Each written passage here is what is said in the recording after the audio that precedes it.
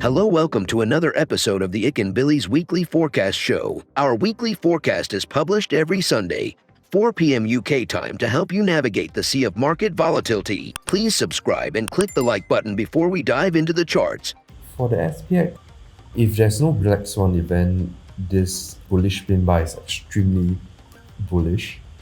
And assuming that there's no black swan event that happens between now, I don't know whether the Evergrande crisis in China will overflow to the rest of the world, but it looks contained for now. But assuming there's no black swan, and if taper really happens, we look to year 2013, 2014 to see what happened, right? So you can see after, like right here, when they announced the taper, right, in December in 2013, price went up.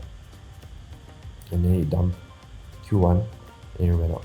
So we could see something similar, something like that, right?